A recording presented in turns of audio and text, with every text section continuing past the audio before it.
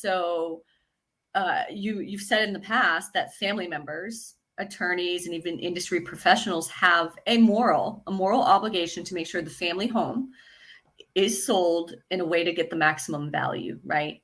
Like Right. you would think it's an ethical and moral, right, obligation. So what do you mean by that?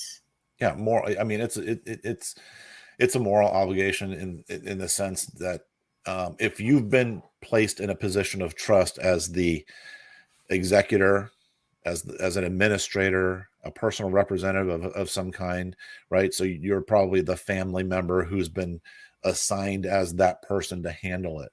Hmm.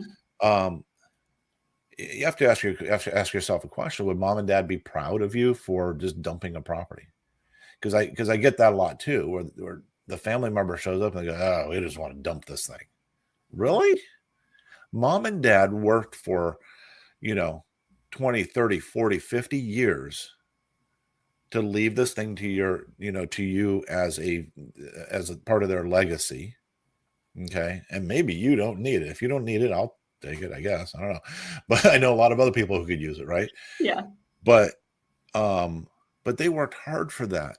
And then you show up and you go, well, gosh, this is a dump. Well, you got to consider the fact that maybe mom and dad, they couldn't afford to put that new kitchen in because you went They to were paying for college. caregiving services. What's that? They were paying for caregiving services.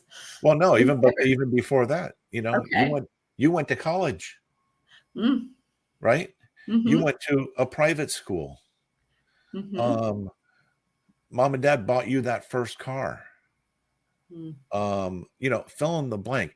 Mom and dad spent money on having birthday parties for you, whatever, right? Mhm. They spent money on things for you so that took away from their ability to maintain the property. Not to lay like guilt trip on somebody, Right. but then even later in life, right? Okay, fine, you've moved out, you're out of college, you're off starting your own life, right? Now they're doing the same stuff for their grandkids.